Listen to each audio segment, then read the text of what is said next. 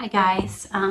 Today I want to talk to you about something that has been something I've wanted to talk about for quite some time, and I haven't gone there yet. And I got a letter from my daughter's autism school, and it's about transportation, which is one I want to talk about. And I feel like now is the time.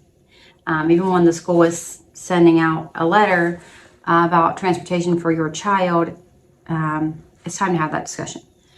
So I received this. It said changes were made to the Ohio Revised Code October 1st, 2021. And it's supposed to be positively impacting transportation to non-public schools. Districts are likely to provide transportation where they did not do it in the past, or if determined, they might offer payment in lieu of transportation. But there is still, in the highlighted area in here, it says there's still no guarantee if you request transportation for your child from their local school district to her school. So, of course, I'm going to fill this out. I'm going to send it in so that they can, request it. And even though I already know that when I fill this out that my daughter's homeschool is going to not do it.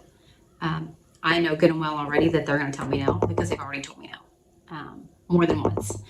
And I don't even feel like when you are a parent of a child with special needs, any kind of parent that has a child with special needs, whether it's autism, whether your child has other needs, I don't feel like it should even be on the table to have to talk about just taking your child to school.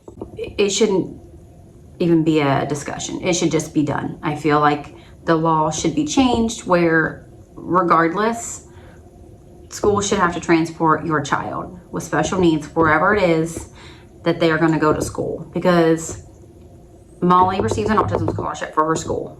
And at first I got told from her homeschool that because I took that, I opted out of transportation because I took a autism scholarship for my daughter, which I think is completely absurd, that that's even a rule, that that's even a thing, that because my child has a disability and I took a scholarship for her to go to this amazing school, that I don't get transportation for her. Okay. I just, all of this is very gray for me.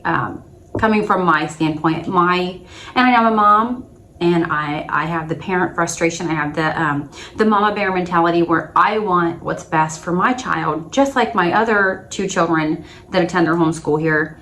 I want what's best for them. I want them to have the best education and learning experiences possible. And then they told me, I talked to somebody else who knows more about these rules and these guidelines, and it's something about, I have a copy, I might put it in the video so you can see the picture yourself, where if it's more than a 30-minute commute, they're not required. And we are literally like 31 minutes from our home to her school. So instead they offer payment in lieu of transportation. And the amount that they give me, or said they will give me, I haven't filled out the form, is pathetic. I'm just going to be honest, it's ridiculously low. When the amount that they're going to give me is probably closer to 20% of what I actually spend a year in having to transport my child to school. I don't even know how this is allowed to happen. And I've spoken with family members and other parents in the district that have special needs children, and just some of the things that you hear are baffling. And unless you are somebody that, like I said before in one of my videos, unless you have a family member that has special needs, or a really close friend that maybe has a child with special needs, you don't fully understand. You just don't until you are more impacted by it or really see it up close. To finally understand it, you need to see it up close, because most kids right now, and families, they're spending a lot of their time at the ballpark. I can't sign Molly up for t-ball and send her to the ballpark like any other typical 6-year-old child. The things that Molly does it's different. Obviously, Molly, she's nonverbal. She's not going to do the things that other kids her age are doing. And hopefully someday she'll start doing more. I mean, and that's the whole point of sending her to this autism school that she's going to, where they offer all of these therapies that she could possibly need under one roof. She doesn't need to be transported anywhere else after that. She's good to go. And her school is fantastic. They will be getting alpacas soon at her school, so they can also do like alpaca therapy. They grow flowers and produce, and they harvest honey. And the kids that are, of course, much older get to do more of that kind of thing. But those are the things that are in Molly's future there at that school. Those are the amazing things that my child could get to experience there. And I think for parents who solely depend on a bus to get their kid to school, you're giving those parents no choice. You're stripping away a parent's choice by saying, well, we don't transport there. And, you know, I shouldn't have to make a choice of something that I feel is less than what my child should be receiving because I depend on a bus.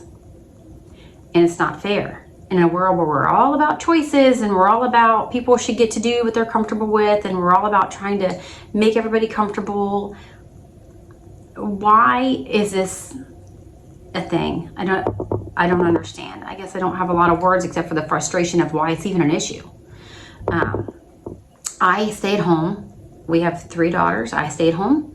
I make sure that the older 2 get to school, and then I have to pack Molly's lunch and I drive Molly to school. And my husband has a job where he's on the road a lot because he's trying to provide for our family. So thankfully, you know, I have somebody that can help me, because, you know, if I was with someone that couldn't do that, I would be sending her somewhere where I didn't even want to send her for school, where I don't feel like she's going to get everything she needs because I depend on a bus.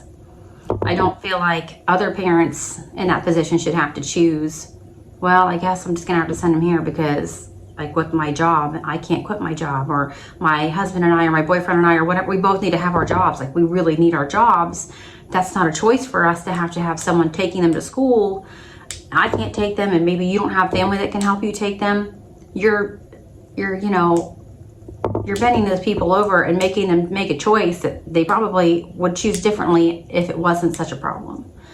And I guess it's like, you know, they're all about being inclusive. Well, be inclusive and include my daughter in transporting her to school just like any other child that goes to any other regular school. You know, my child isn't less important because she doesn't attend her homeschool. She's not less than. She's just as important as those kids. And I just don't understand it at all. The law needs to be changed. And I'm writing letters to anybody who will listen, because this shouldn't happen. They talk about at school, sometimes you need to adjust things for a child's learning. Well, at an autism school, they are ready for anything that she is going to need. And I feel like I made the right choice sending her there. And I don't feel like I should be feeling like I'm being punished for making a choice to send her somewhere else. So, if you know somebody that feels that way, you know, understand their frustration. It's not a typical situation for parents of a child with special needs. Thanks, guys.